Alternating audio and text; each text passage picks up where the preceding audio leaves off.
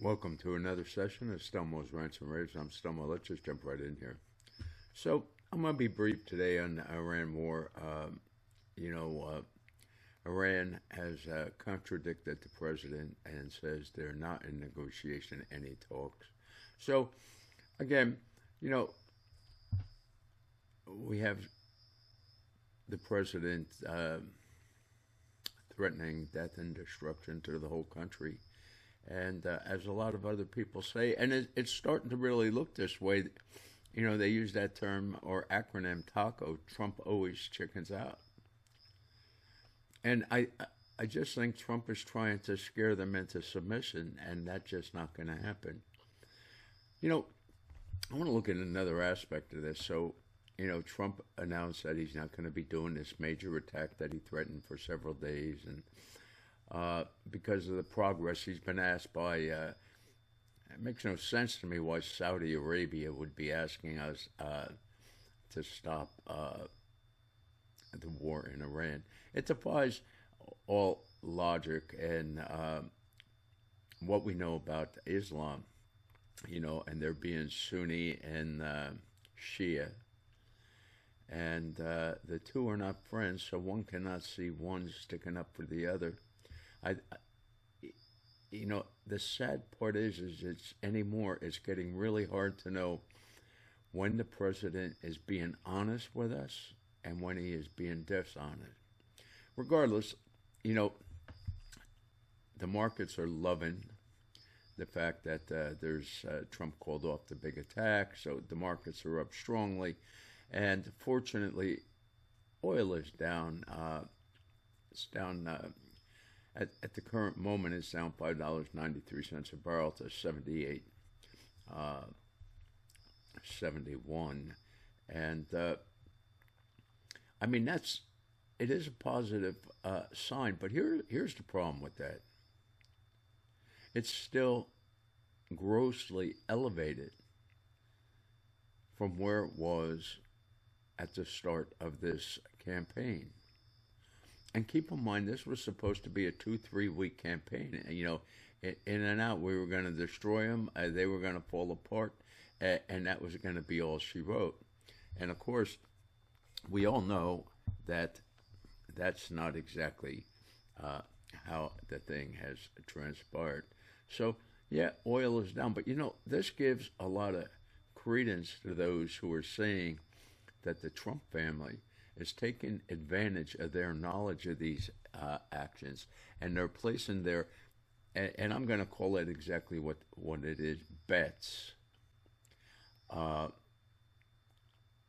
accordingly. And because this is insider information, they're cleaning up. Now, I have no direct proof that this is, in fact, happening. But there are a lot of people out there who are claiming that they do have knowledge and that the Trump family is getting rich on all of this insider knowledge.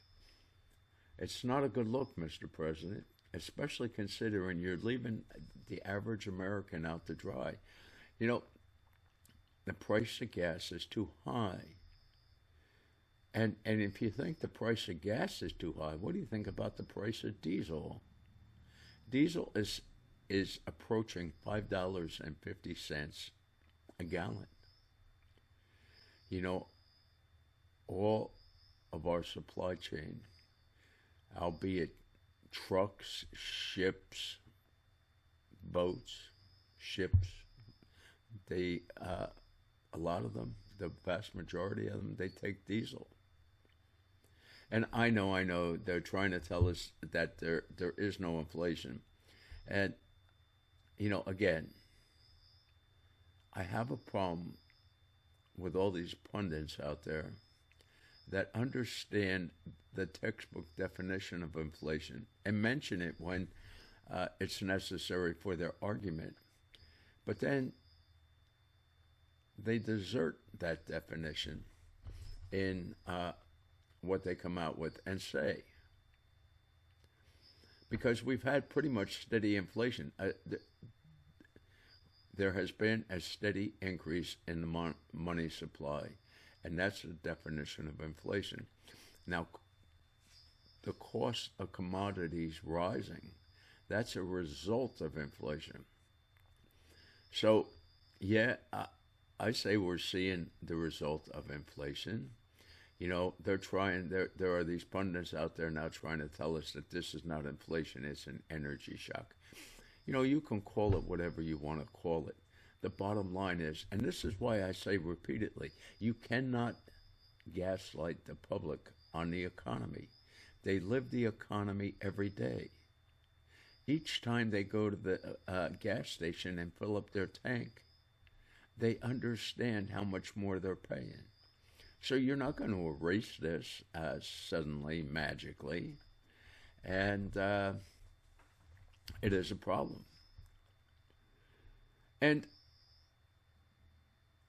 you know, we have this other issue now, which I sometimes find some humor in it, although it's a super serious situation, and that's the rise of socialism and communism in this country. And, you know, the problem that the powers that be have, and that's when I say the powers that be here, I'm meaning really the elected officials in both parties, because they're both complicit in the problem.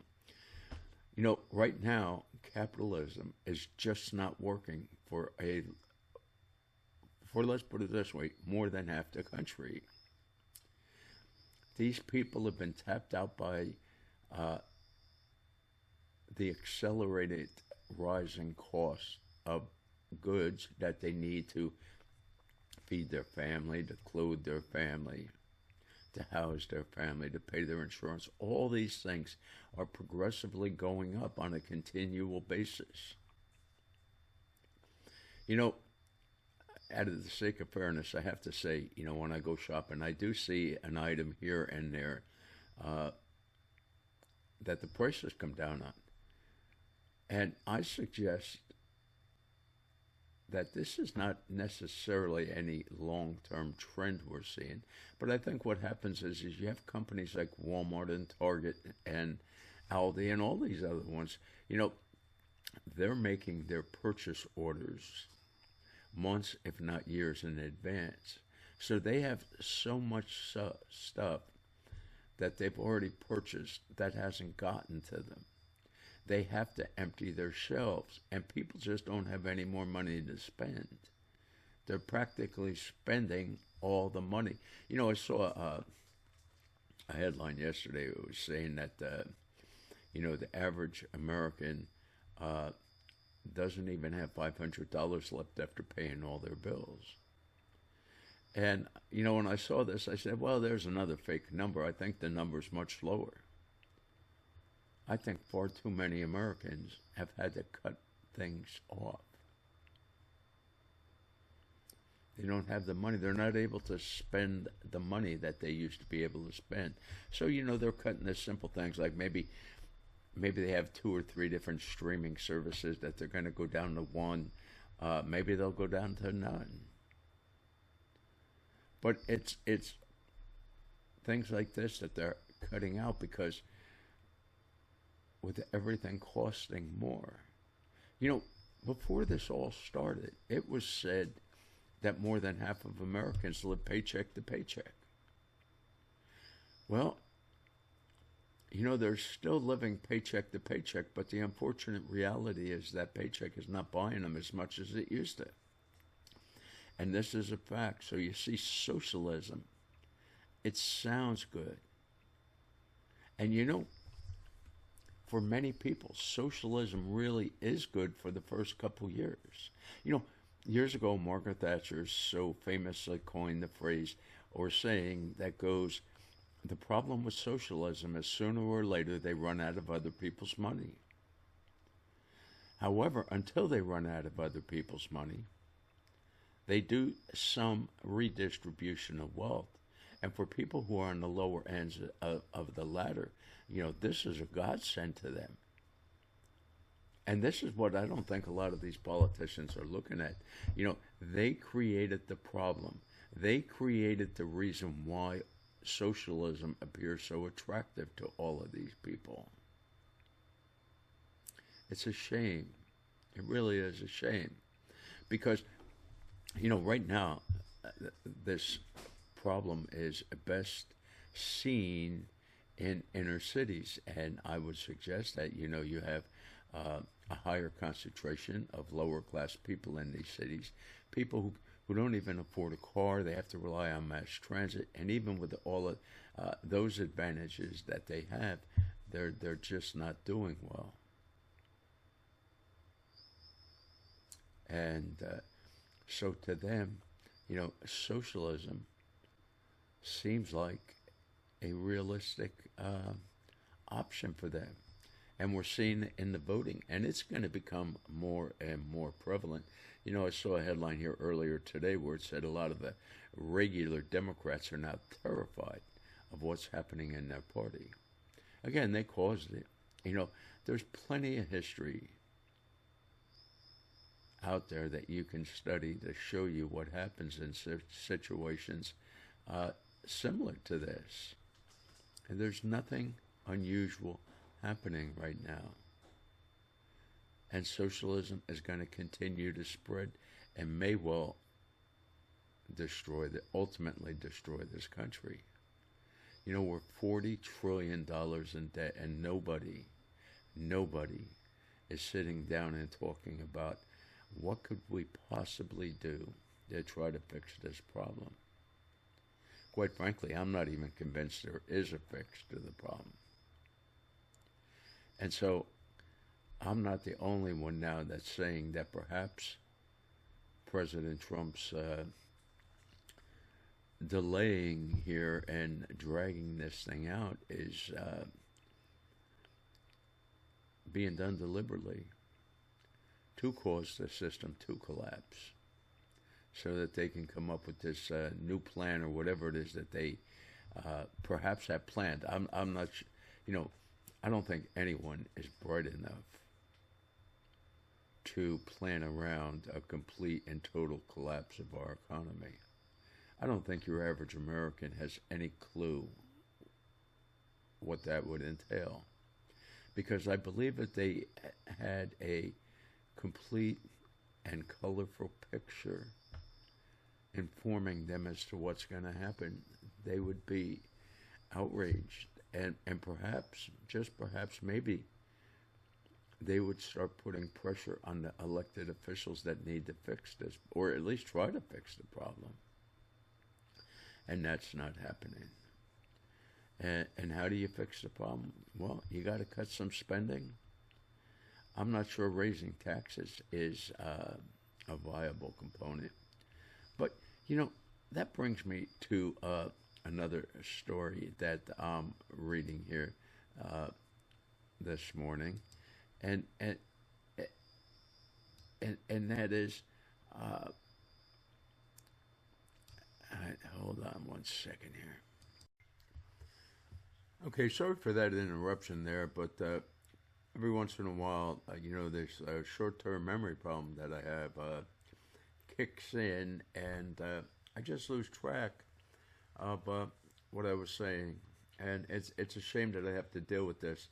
And who do I blame for it? I blame my government, because they snuck two of those, things that they put in our arms during the pandemic, and the reason I'm so public about this, because trust me, I understand HIPAA. I've read it, I don't know how many countless times. But I think it's important that people understand what that poison was that they put in our bodies and what it's doing to many of us. And the saddest part about this to me is that it just appears that for the most part that people are okay with this. Because I would have thought there'd be a lot more protests, especially after they, hauled Fauci in before Congress. And, of course, they didn't find out anything. And, of course, my state then announced an investigation into Fauci. And my question is, where have they been all these months? I just think they're taking advantage of the publicity that he was getting because of his congressional testimony, or should I say the lack thereof. But in any case, so I just think it's grandstanding. Now, if there are charges, I'll say hooray. But it's amazing what money will do, because, it's not just states prosecuting or potentially prosecuting Fauci. It's other countries who also had umpteen thousands of deaths, all done as a result of Fauci breaking the law. He should, I know he's splitting hairs with his definition of gain of function research and all this other nonsense, but everyone knows what was going on. And he was paying the Chinese to do it. Why would he be paying our enemy to do it? Well, the answer is simple. No one else was willing to do it for the money that they were spending. But it is amazing, because money brought about that problem. And, I see these stories that tell me that Fauci and his wife's net worth is $11 million, and I just laugh at that. I said, yeah, that's just the money that you may know about. What about all those secret accounts that he has? And I'm not even sure where they might be, because I have no absolute proof that they are there. But this guy was taking kickbacks from all of these shop manufacturers who were billing the country billions and billions of dollars. And what certainly did come out, and I mean, this was well known before these hearings, but, we got to see that hydroxychloroquine and ivermectin were very effective against this disease. So why didn't they use them? Well, the answer is simple. Both of those drugs have been around forever, and they are very, very cheap to manufacture. So at best, they could have charged $5 a pill, and I'm rapidly escalating the price that was on the open market.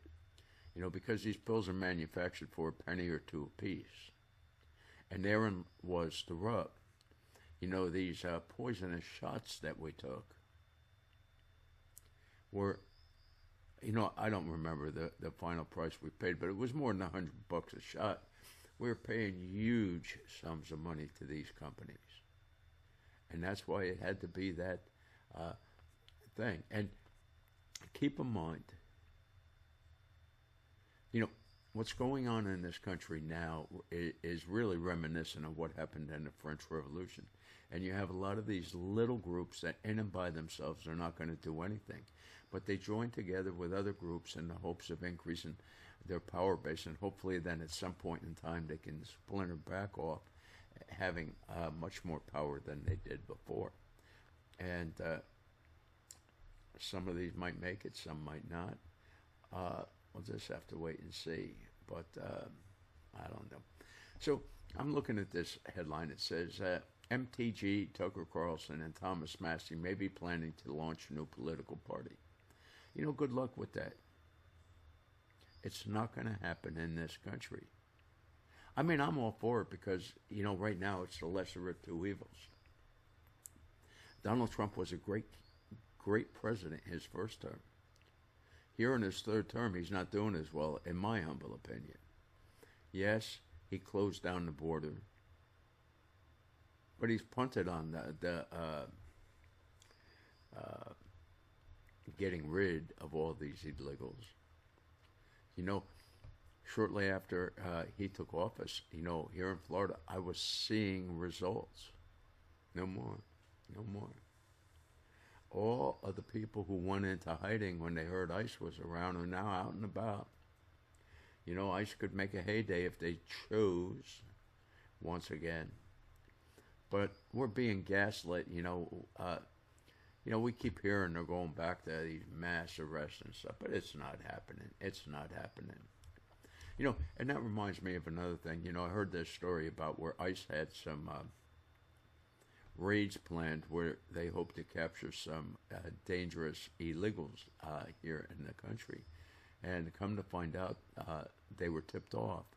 And the story is, at least from Tom Homan, is that it was FBI agents who tipped them off. And of course, Tom Homan said it's a shame these people are going to lose their jobs, they're going to lose their pension, and they may end up in prison. And I'm like, well, who are these people? Where are the names? But we have no names. So we don't even know if they have been fired. Again, I'm tired of listening to the talk. I want to see results, and I don't see results. The Republican Party has morphed into the party of talk. And unfortunately, Trump he's not as active as he needs to be in these domestic issues. And perhaps that's because he's wasting too much time on Iran. As I've said before, he needs to end that debacle. And the only way that it's really going to end is for him to defeat the IRGC, to get weapons to the Iranian people. If they have weapons, these people are willing to fight for their freedom. And Donald Trump promised them we'd be there, but he hasn't been there for these people. These people were told to stand down, that we were going to let them know when the time was for them to go in and take back their country. That call has never come. I don't think it's going to come. Because for some reason, somebody, I don't know who, but somebody's convinced the president that the IRGC should stay in power. It makes no sense. It's actually, in the long term, it's going to destroy President Trump's legacy. Because we're going to, at some point in time, we're going to have to face these people. And I just hope it's not after a weapon of mass destruction is detonated in this country, or perhaps multiple weapons of mass destruction set off in this country. These are religious nut jobs, okay? I don't know how else to put it. These people have to be taken out. They need to be destroyed. So, it just appears to me that Donald Trump was using the people of Iran at that point in time that he was, and I find that despicable behavior. Now, having said that, I still say Trump was the only answer. I mean, Kamala Harris was not a viable option. And no.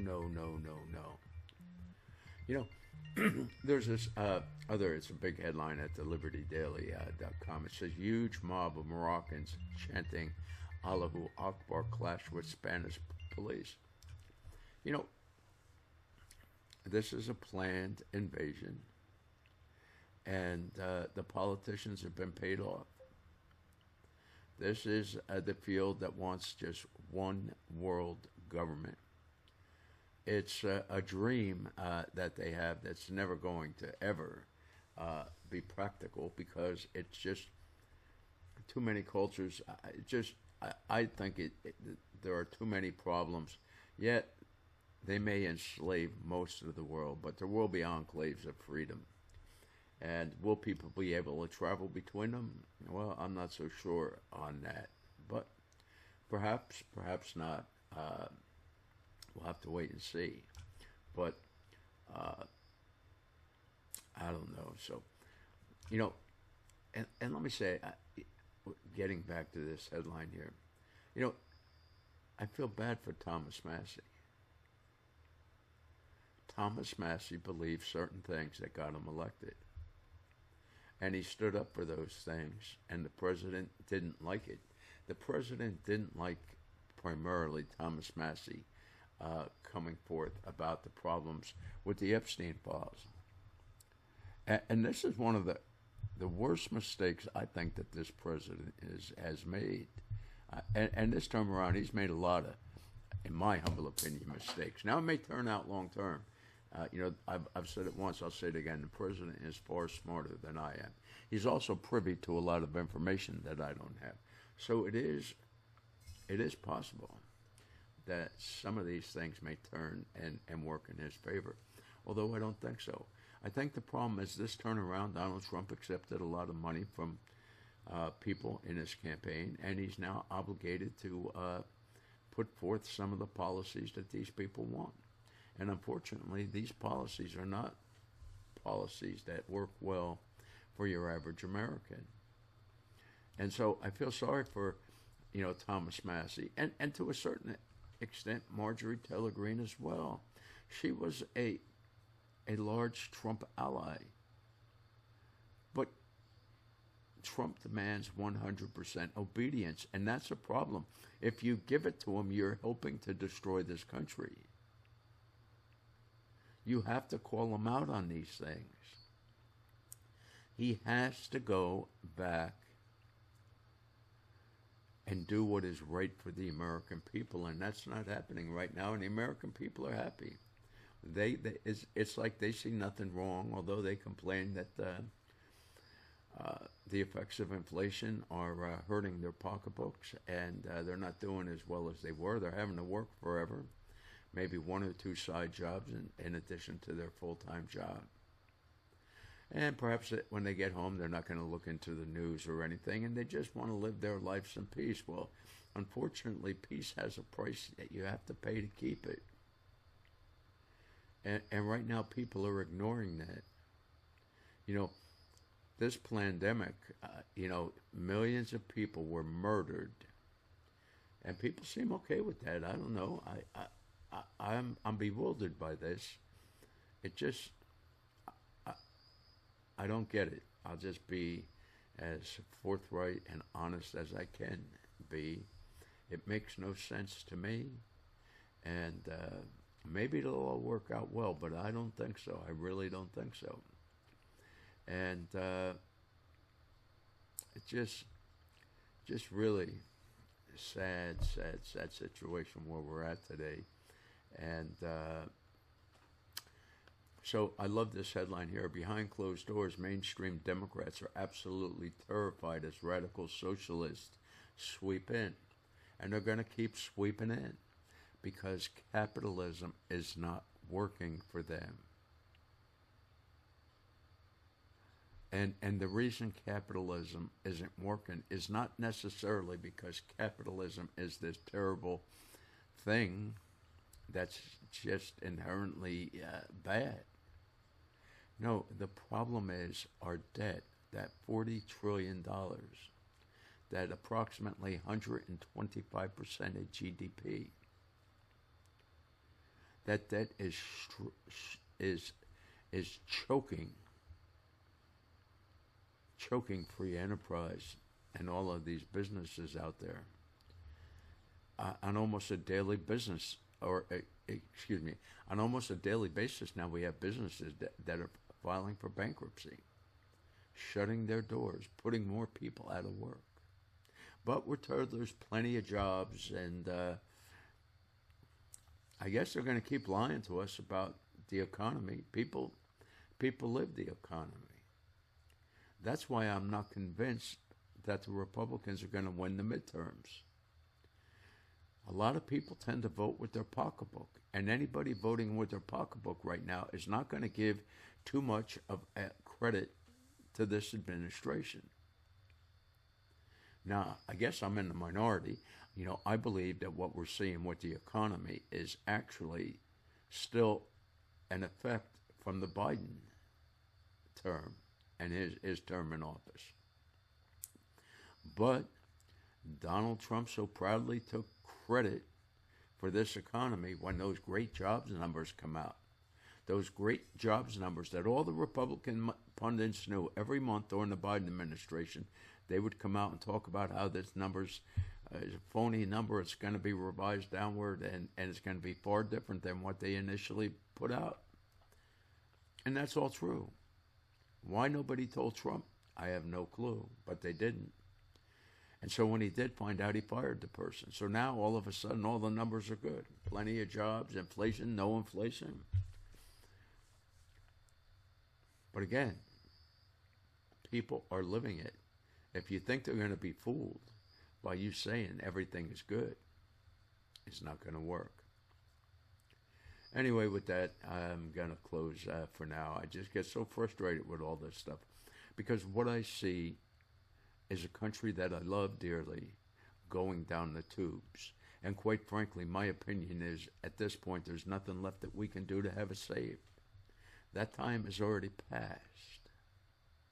Well, people, they were just happy going about their day-to-day lives while their government just was spending countless money, billions of dollars sent to Somalia. One of the poorer countries in the world was propped up by our money. And I suppose that might be a good thing if this was money we so readily had. But it's not money we had, it's just money we borrow. And so now every year we're going to be paying an additional price for sending them that money. And that's the interest we pay on our debt every year. And, today, the 5-year for right now is down. It's down just 5.2 basis points, 4.688. But it's still far above where the president would like it. And I just don't think it's going to go that low. I just don't, unless, of course, I guess if they lie about everything, then it could go low. But as it is right now, very few people are buying our debt. And right now, we have our government selling euros that we own to buy yen, to prop up the yen, because we're terrified that the Japanese, if they have to fortify their currency themselves, they're going to do so. How are they going to do that? Well, they're going to sell our debt. They're going to sell our treasuries that they own. And we know that there's no market now for these things. You put another $1 trillion worth of them on the market, forget about it. And you know what? I don't think that they're fully going to be able to prop up the yen. It's just going to be a temporary thing. And in a week or so from now, the yen will be going again. And again, they have the same problem we do. They borrowed too much money. There comes a point in time when the lenders say, you know what? Yeah, they may say the full faith and credit of the U.S. government backs these notes, money we're lending them. But the practical way to look at this is that we just have far too much debt out in the market. You even sometimes wonder, who can even purchase this debt? Pretty soon, we'll be to the point, and we may already be there, I don't know. But, what I was going to say, where we're going to have to sell $1 trillion worth of debt a month. That comes to just under a third of our debt. And that may seem high, but right now, we're selling very little to no long-term debt because nobody wants to buy it at the interest rates. They want more to lock in their money for that longer period of time. So this started back again. In the Biden term, Yellen was forced to sell all short-term debt. And even the short-term debt, the interest rate is fairly high. It's taken it to an unsustainable level. And we keep hearing the politicians now and again say, oh, it's unsustainable. Well, what are you doing to fix it? The answer is nothing. And therein lies the problem. I don't know how this is going to play out, but then again, neither does anyone else. The financial system is too intricate for anyone to really know once it starts to accelerate its decline, how it's going to pan out. But it's something we're all going to wait and see. In the meantime, I wish you all a good day. Stay safe. Crazy world out there. Bye-bye.